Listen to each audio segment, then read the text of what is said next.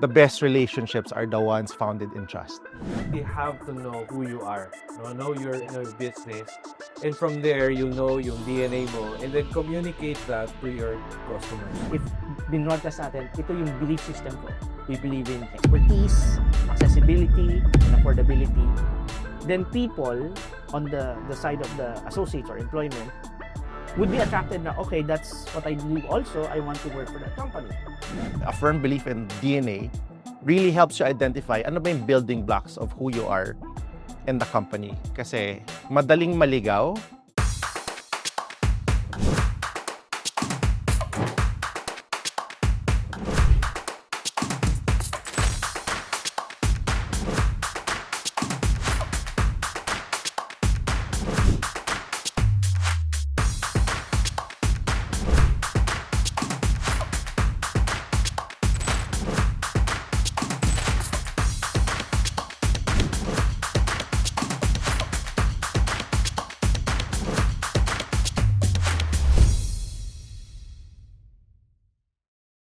You are watching the Executive Notes Masterclass.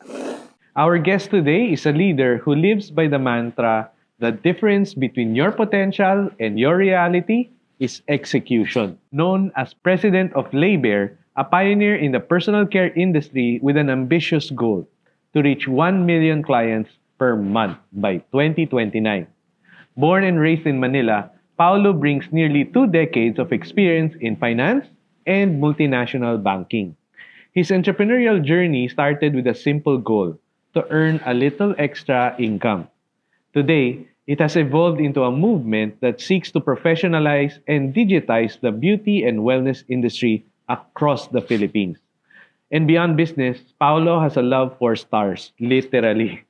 He is fascinated by astronomy, guided by a principle he firmly believes in: control your destiny or someone else will. Please welcome a visionary who is redefining self-care in the Philippines, Paolo Hilario. Yes, so welcome, Paul, Hey, sa ating Erick. Captivate. Good morning. And of course, Hey. thank you for Pa. your time. Thank you for your time, no? And Happy in to be this here. episode, yung gusto naming malaman, no, is your insights dito nga sa ating chapter about Convert Part 1. So ano yung mga insights na nakuha mo from our Captivate book? There's 3 things that I took away from the chapter. The first thing for me is, especially in the, I guess, depend rin on what type of selling you do. Like everyone sells a product or a service. But especially for us, we believe in creating relationships. So we believe that, that the mission of the company relies on many people believing in what we want to accomplish. And that includes the clients that we serve. So that requires us to build trust. So obviously for me, the best relationships are the ones founded in trust. So for me, yun yung isa sa mga takeaways. I think there was a great line there or storyline about how the author was able to convert a conversation into a sale or to a closed deal. And it all happened because of the trust that was transferred from one person to him. And so I have a great belief in that. The other thing is, in business, actually in life, it's very important to know who you are and what you want to accomplish. And then at the same time, be able to communicate that by identifying who you should be talking to and what they need and what they can offer you. At the end of the day, if you want to accomplish something, or if you want to go far in trying to accomplish something, you have to have people in the journey. For sure. Diba? And to have the right people in the journey, kailangan malinaw kung ano ka, sino ka, Yes. saan ka nanggagaling, saan ka papunta, and then identify ano ba yung kailangan mo to get there. And then by being clear with that, you will be able to attract and be able to connect with the right people who will help you achieve your mission. And the third thing for me is there was this point about defining DNAs, no? And DNA is the building block of life and science. And similar to that, I think companies, individuals who have a firm belief in DNA really helps you identify ano ba yung building blocks of who you are in the company. Kasi madaling maligaw. So we could assume to understand what it is you want to accomplish and all that. Pero kung hindi define yung building blocks of why that is, or the DNA of it, madali ka rin maligaw in terms of what that could be and where you're gonna head. And so, para hindi wasted yung effort, I think you have to really identify with that concept. So those are the 3 takeaways that I got. And speaking of yung knowing who you are, no, and for the information na rin ng ating audience, Yes. ano yung business mo? Is it more of service or product, or is it evolving? No? Yeah.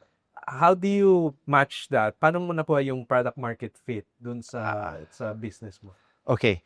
So I'm a co-founder and now currently the president of Laybear. So Laybear is actually a group of brands.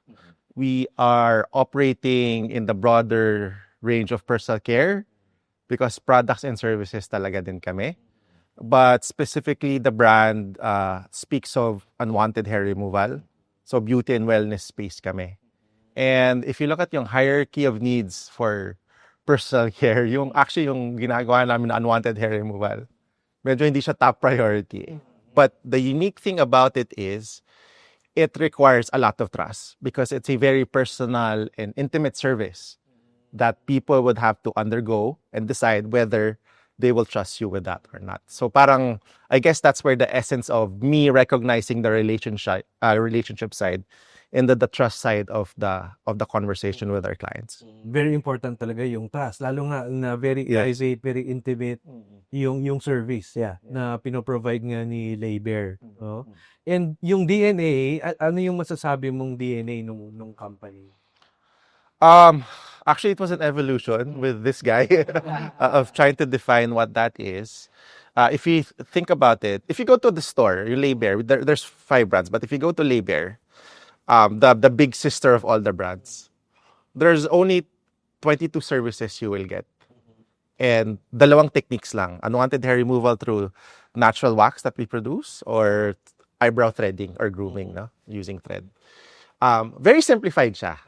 And, the inner beginnings of that was, okay, we have something, we want to develop the right identity to attract the right people to be able to avail of the service. And with the same belief of unlocking inner confidence, that sort of thing. Empowerment, yun yung positioning namin. Pero naintindihan namin na it was simple on the surface, but could be complex in how we have to put all those elements together. So one of the things that we did in Laybear, meron kaming tinatawag na parang golden triangle, no? 3 pillars of success.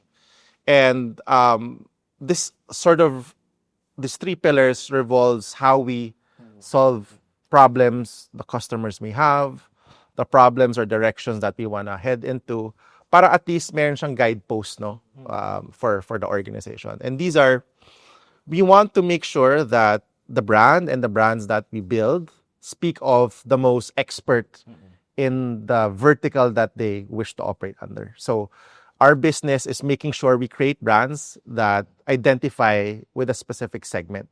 So Laybear is synonymous to hair removal. When you see hair, it's time to Laybear, and all the other brands follow that.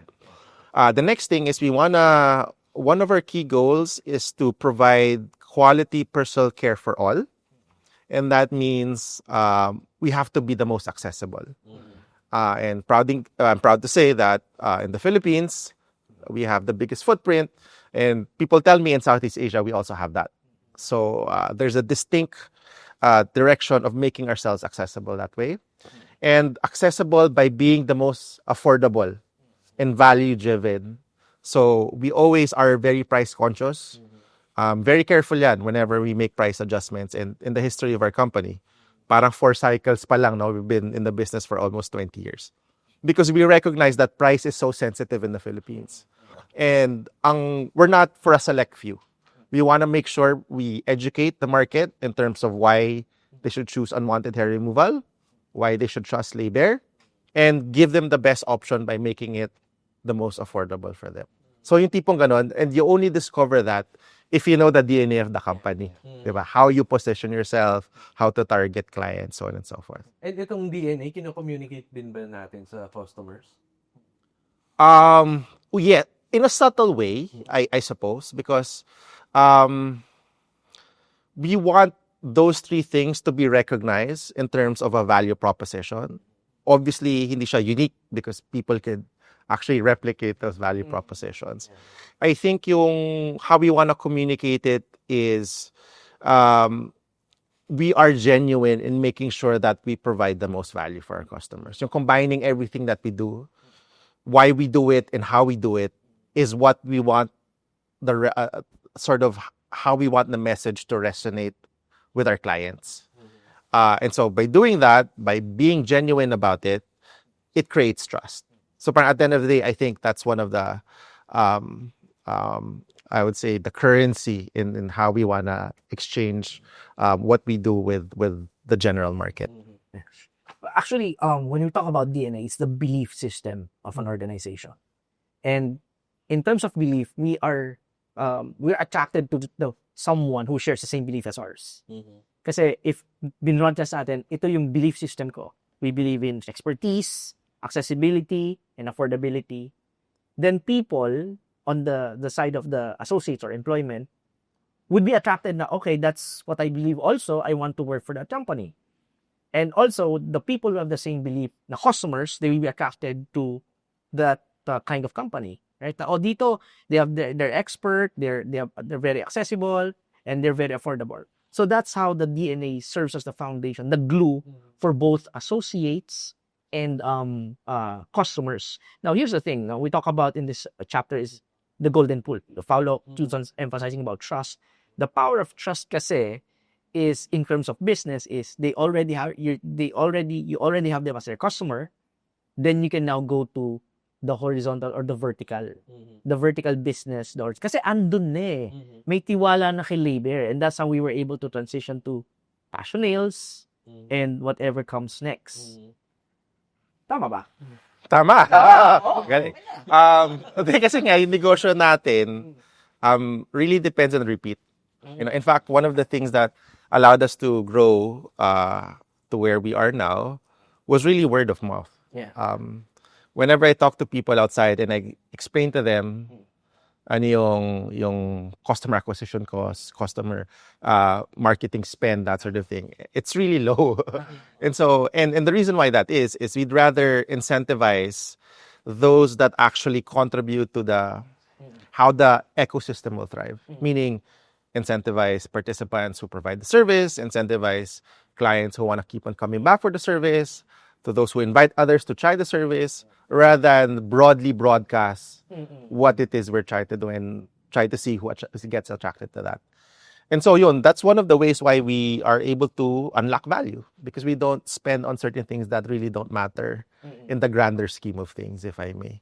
So yeah, to your point, dahil nga na-attract na yun, our next step is to how do we extend how we are able to serve you, and recognizing that in the hierarchy of needs of personal care, madami pang iba na pwede namin i-prioritize and bigyan ng ano. Yeah. Can I ask you how what's the thought process, how you transition from labor to passionales to the next one? Just want to see the psychology behind it. Okay. From the founders. Well, we believe that personal care is it's not just a growing trend, but it really is a lifestyle of choice. It's going to be part of how the person either transforms themselves or how they unlock their better version. So it's going to be a process and a journey. It's going to be part of who they are. And in that evolution of how that person evolves in looking at it, maraming ways to skin that, And so our belief, because we want to make sure we continue unlocking inner confidence, we cannot be a one-trick pony. For sure. Hindi lang pwedeng mas stuck kami sa unwanted hair removal. And, there's a business sense to that too, diba? You can't just not innovate and try to provide more than what you can today, as a business. I heard you talk about growth, diba? So that's one way you can grow, is by really diversifying. And so, coupling those two together, naging clear na dapat we can extend beyond one brand and one service. But why nails? Why nails? Okay, that's a good one. So medyo practical 'yon. Oo.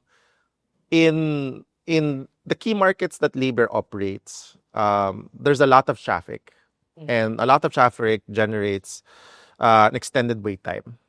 So we wanted to make wait time efficient for our clients, and knowing that nails is a clear extension of personal care, that doesn't compete. Yung maganda kasi it's a very complementary service to hair removal. So it's not something you have to choose one over the other. You can actually have it done at the same time. So the offering is to make it convenient for them, make it easy for us. We will maximize your wait time by offering other services through other brands that you can avail of. Galing, no? So, yung setup ng labor is, yun ko talaga yung actual implemented na golden pool.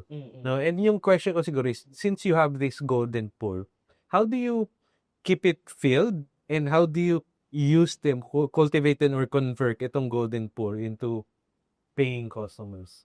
Or getting more from these customers? Pinapaisip nyo ako dito, ah. Lalim nung Hindi. Um, Siguro, simplify way of answering that is trying to make sure that we are able to demonstrate and exercise our core values. So in labor, we believe in innovation. We believe in being customer-centric. And I'll define those terms later on. And then excellence. So I think combining those three things. So, okay, innovate means you're always trying to improve for us. Customer-centric means being able to empathize with the user or the customer, and client, and to really understand their pain points and their needs. And then excellence means being able to execute superbly based on what they come to expect. So by combining all those three things, customers are recognizing, okay, there's always something new and something that I want to come back for. Internally also, it allows us to strategize and navigate. How do we keep on executing towards common goals that really compound growth for the company? So, ayun yung parang on the surface, yes, MVPs, for companies are required. But that's how you operationalize it to make sure you feed it towards the golden pool. Yeah, the golden pool. Yeah. Para ma-mine Yeah. yung golden pool. Yeah. Galing. Yeah. And merong na-mention din dito sa chapter of Convert Part 1 about lead tests. Okay. How do you implement that in your business, or do you have that in your business? Iba-iba yan. So, when we go back to the genesis of labor, medyo novel idea yung unwanted hair removal in terms of main product and service. It's at that time, so this was in 2006, hindi pa segmentize yung services di ba? So parang you would typically go for your nails or your haircut and probably get that if it cuts your interest. Yung ganun. But what we did was we took it out of that concept, made it the main experience. Yeah. And so a lot of people didn't understand why that was necessary. So yung lead test is to represent why it was necessary to take it out of that context. And first, by identifying a pain point that maybe no one's focusing on, or maybe putting to the surface, something that maybe is unnoticeable before. So parang really present a use case for why unwanted hair removal through this technique is necessary at this time. Ano ba yung applications niya? Yeah. And by doing that, exciting people by getting them to try it. And then, because we are firm believers of repeat business, pag hindi mo magustuhan, hindi ka ulit. So, we are invested in making sure that they not only appreciate the experience, but, experience the value of doing it so that they come back. And, I guess we've been rather successful in doing that. So I guess that's where the secret lies. Were there any iterations from your first branch to how many do you have now? 180. One. We opened our latest one the other week. Ano yung mga iterations that you were doing at your early stage versus now? Ano yung mga hindi nyo na ginagawa ngayon or ginagdag? Madami. Like, There's many,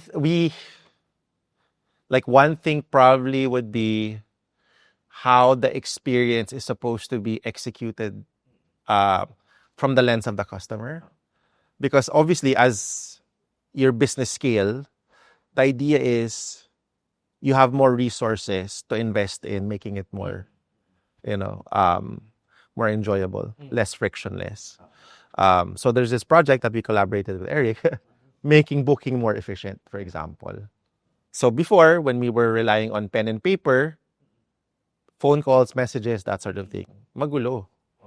Diba? And instead of, exercising that and sticking with that, now that we are in the digital age, we wanted to invest in digitizing some of the processes with the clear goal of allowing frontline people to focus on the craft, diba? To focus on Just doing the exchange with the client, just doing that. And then the customers seamlessly will be able to decide how they want that to be done on their hands and through their fingertips, through their devices.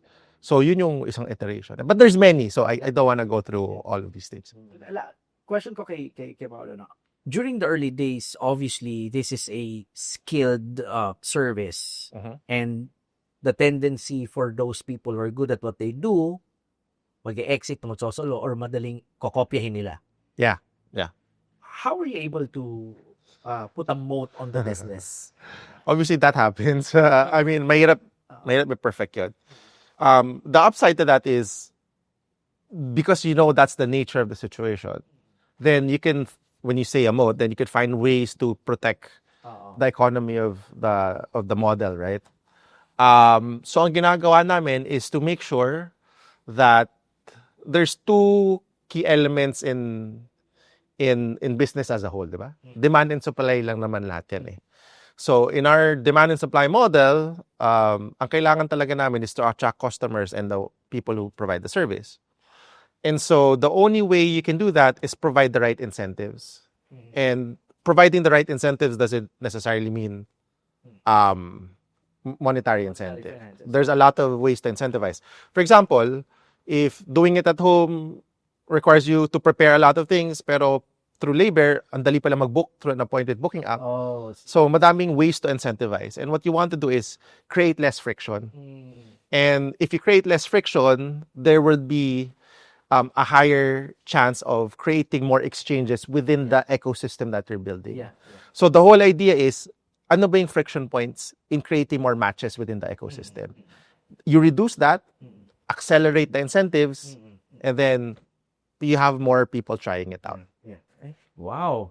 Galing. So, for our key takeaways, no, for this episode, first is really have to know who you are, know your business, and from there you'll know yung DNA mo, and then communicate that to your customers. And also, of course, know your customers. You have to be customer centric and know talaga yung pain points ni customer, and doon ka papasok. You relieve them of their pain, and you solve their problems and make it frictionless as much as possible. And always strive for excellent. Galing. Kahit kakaiba yung business, very novel yung idea nung nag-start siya. No, you really have to communicate to your customers, and through communication, you convert them. Quick shout out to our sponsor. If you haven't grabbed your copy of Captivate yet, now's the time. It's available in physical book and ebook, so you can learn anytime, anywhere. And here's the best part. We have got an upcoming Captivate Masterclass where you get to apply the ideas hands-on and see real results for your business. Check out the schedule and register today. You can check the description below and level up your game with a Captivate book and Masterclass for attracting strangers into friends and customers for life. Galing. So, may challenge ka, I believe, sa ating audience for this episode. Ang challenge ko is, the recurring theme here is about making the experience with a less friction or frictionless. No? So, yun ang challenge natin sa mga nanonood sa atin ngayon. No? Think of how you can minimize yung friction between the customer and yung pag-provide natin ng service. Galing. So, i-post nyo yan sa comment section, no? And lagyan nyo yung hashtag the executive notes. Thank you for joining our episode, and we'll see you sa susunod.